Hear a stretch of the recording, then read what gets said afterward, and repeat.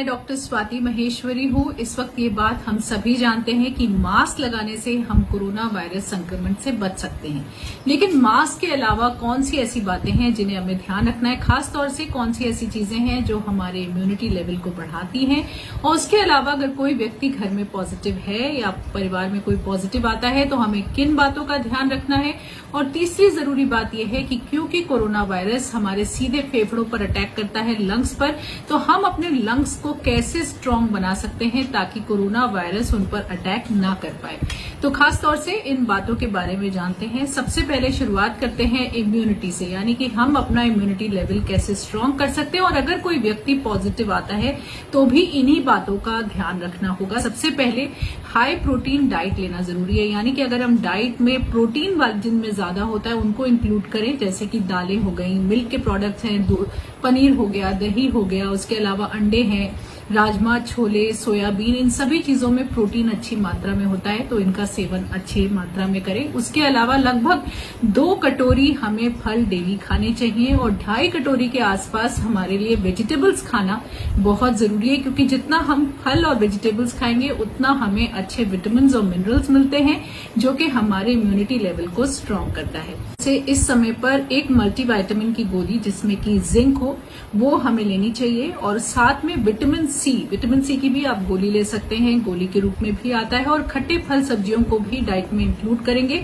तो vitamin C अच्छी मात्रा में शरीर में पहुंचता है। इसके अलावा विटामिन डी, खासतौर से शोध कार्य से पता चला है कि विटामिन डी हमारे इम्यूनिटी लेवल को बूस्ट करता है और हमें कोरोना वायरस संक्रमण से बचाता भी है। आप उसकी भी बड़ी आसानी से गोलियां मिलती हैं, आप डॉक्टर से पूछ करके वो दवाई भी ले सकते हैं। तो ये 3 चीजें इस वक्त खास तौर से हमारी इम्यूनिटी बढ़ाने के लिए बहुत जरूरी है, जिंक, विटामिन सी और विटामिन डी।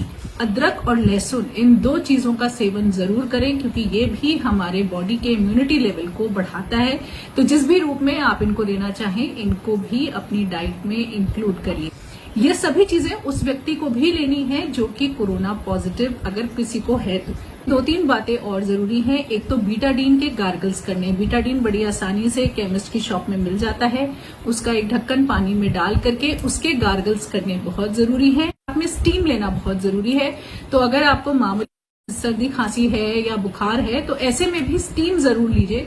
तो सुबह शाम अगर स्टीम लेते हैं, और नाक में भी नेजल सलाइन ड्रॉप्स आती हैं जो कि बड़ी आसानी से केमिस्ट की दुकान पे मिल जाती हैं, तो नेजल सलाइन ड्रॉप्स भी आप दोनों नाक में सुबह शाम डालें। तो अगर पॉजिटिव हैं तो बीटाडीन गार्गल्स, स्टीम इनहेलेशन और नेजल सलाइन ड्रॉप्स, इन 3 चीजों का ध्यान रखना है। अगर पॉजिटिव हैं तो घर में ये लाना जरूरी है जिसे हम ऑक्सीमीटर बोलते हैं। ये पल्स ऑक्सीमीटर होता है, इसको आसानी से इस तरह से उंगली पे लगाया जाता है और फिर शरीर का ऑक्सीजन लेवल कैसा है, खून में ऑक्सीजन लेवल कैसा है, वो इससे नापा जाता है। ये बहुत आसान सा तरीका है। अगर ये आपका 99 यानी 99 के आसपास आ रहा है या 98 के आसपास आ रहा है तो बहुत अच्छी बात है। अगर 95 से कम होता है, 95 से कम अगर होता है तो ऐसे में जरूर आपको अपने डॉक्टर को संपर्क करने की जरूरत है। तो ये एक अच्छा तरीका है जिससे कि आप दिन में कम से कम 2 बार मॉनिटर कर सकते हैं कि आपका ऑक्सीजन लेवल कैसा है। साथ में अगर आप पॉजिटिव हैं तो आपको सुबह शाम अपना टेम्परेचर लेना भी जरूरी है। और 3-4 ऐसे लक्षण हैं जिनसे साफ तौर से ये पता चलता है कि तबीयत ज्यादा खराब हो रही है। वो कौन कौन से हैं? अगर आपको ऐसा लगता है कि सांस लेने में दिक्कत हो रही है ज्यादा, या छाती पे दबाव महसूस हो रहा है, या किसी भी वक्त अगर व्यक्ति गफलत की हालत में है या बेहोशी जैसी हालत में आप पूछ कुछ रहे हैं, वो बता कुछ रहा है, या अगर किसी का चेहरा या होंठ नीले पड़ते हैं, तो ये ऐसे लक्षण हैं जब तुरंत आपको अपने हॉस्पिटल या डॉक्टर जिससे भी आप संपर्क में हैं उससे कांटेक्ट करना जरूरी होगा। अब एक और जरूरी बात जो ये है कि किस तरह से हम अपने लंग्स को पहले ही स्ट्रांग बना सकते हैं। तो अगर पॉजिटिव आए हैं तो भी, और वैसे भी हम क्या ऐसी बातें करें जिससे कि हमारे लंग्स जो हैं वो ज्यादा स्ट्रांग हो। तो उसके लिए बहुत आसान सी एक्सरसाइजेज हैं जो कि हमें घर में जरूर करनी चाहिए। सबसे पहला उसमें से तरीका है ये बलून। जो आसानी से सबको मिल सकता है, और इस साइज का लगभग बलून ले और इसको 3 बार में आपको पूरा फुलाना है। तो अगर 3 बार में अच्छे से फूंक मार के हमें इसे फुलाना चाहिए। फिर इस तरह से अगर आप दिन में 2 या 3 बार करते हैं तो वो आपकी लंग्स के लिए अच्छा होता है। इसके अलावा एक खास तौर से इस तरह का सिंपल टिश्यू सबके पास होता है, कागज का टिश्यू ले लीजिए और इस तरह से फूंक मार के इसको ऊपर उठाना है। जितना आप ऊपर उठा पाएंगे उतना अच्छा है। तो ऐसे लगातार 10-15 बार सुबह शाम कर सकते हैं। ये भी बहुत आसान सा तरीका है। इस तरह से सिंपल इसको ऊपर उठाना है।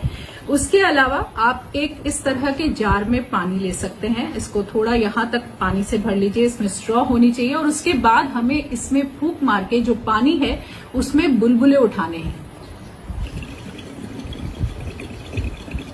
इस तरह से। तो ये भी अगर हम लगातार 5-6 मिनट के लिए सुबह शाम करें तो इससे हमारी लंग्स जो हैं वो स्ट्रांग होती है। एक खास बात ये होती है कि हमारा लंग्स का काफी सारा हिस्सा पीछे की तरफ होता है, ना कि आगे की तरफ। ज्यादातर हम लोग ऐसा सोचते हैं कि आगे की तरफ फेफड़े ज्यादा होते हैं, आगे कम हिस्सा होता है और पीछे का हिस्सा जो होता है वो ज्यादा बड़ा भी होता है और ज्यादातर सिक्रीशंस वगैरह भी हमारे वहीं पर पूल होते हैं। तो एक यहाँ पर आप बिल्कुल अच्छे से यहाँ पर हाथ लगा के इसे ऊपर की तरफ धक्का दीजिए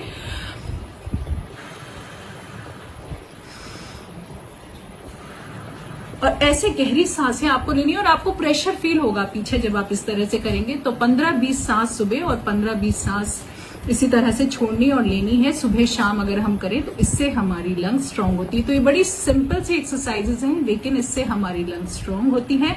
और अगर कोई व्यक्ति पॉजिटिव आया है और उनको खांसी वगैरह ज्यादा है तो ऐसे में कोशिश करनी चाहिए कि आप करवट के बल लेटें, क्योंकि पीछे हमारे लंग्स का हिस्सा होता है जहां सिक्रीशंस पूल होते हैं।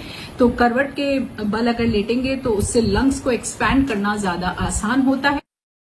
और कुछ समय के लिए दिन में घर में आप उल्टे भी लेट सकते हैं, क्योंकि इस तरह की थेरेपी आईसीयू वगैरह में भी की जाती है जब बहुत ज्यादा सिक्रीशंस वगैरह लंग में होते हैं। तो थोड़े समय के लिए 15-20 मिनट के लिए अगर उल्टे लेटे, पेट के बल लेटे और अच्छे से गहरी सांसें लें तो ये भी हमारी लंग्स के लिए काफी अच्छा होता है। अब इन सब चीजों के अलावा एक बहुत जरूरी चीज है सैनिटेशन रखना, यानी कि हम घर के जो ऐसे सरफेसेस हैं जिन पे सभी का हाथ लगता है उनको कैसे सैनिटाइज करें। और खास तौर से अगर व्यक्ति घर में कोरोना वायरस संक्रमित है, कोई पॉजिटिव है, तो ऐसे में हमें सरफेसेस को, जैसे दरवाजे के हैंडल हो गए, उसके अलावा बाथरूम के नॉब्स वगैरह हैं, आपकी टेबल है, चेयर्स हैं, मोबाइल फोन्स हैं, इन सबको भी सैनिटाइज करना दिन में एक बार जरूरी है। और खास तौर से अगर कोई व्यक्ति कोरोना पॉजिटिव है तो उनके जो टॉयलेट की सीट है उसको भी हमें सैनिटाइज करना चाहिए। और इसके लिए भी बहुत आसान सा तरीका है, बाजार में ब्लीचिंग पाउडर भी मिलता है और लिक्विड ब्लीच भी मिलता है। अगर आपको लिक्विड ब्लीच मिला है तो 1 लीटर लिक्विड ब्लीच को आपको 2.5 लीटर पानी में मिलाना है और आपका सोल्यूशन तैयार हो जाएगा। और अगर आप लिक्विड ब्लीच की बजाय लिक्विड पाउडर ब्लीच लेकर आए हैं तो ऐसे में 7 ग्राम पाउडर ब्लीच को अगर हम 1 लीटर पानी में मिलाते हैं तो हमारा सोल्यूशन तैयार हो जाता है। और रोज नया सोल्यूशन बनाना चाहिए। ये 24 घंटे तक ही एक्टिव रहता है, उसके बाद हमें इसे फेंक देना चाहिए। ग्लव्स पहनकर इसका इस्तेमाल करना चाहिए और कपड़े को अच्छे से इसमें निचोड़ करके, भिगो के निचोड़ करके उस कपड़े से हमें सारी सतह को पोंछ लेना चाहिए और फिर थोड़ी सी देर के लिए छोड़ देना चाहिए ताकि वो अपने आप सूख जाए। तब हमें मान लेना चाहिए कि ये सब चीजें सैनिटाइज हो गई हैं। हर व्यक्ति घर में पॉजिटिव है तो उनके कपड़े बाकी लोगों से अलग धुलने जरूरी है और उनको झटकार करके नहीं धुलने डालना है, धीरे से उठा करके धुलने डालना है।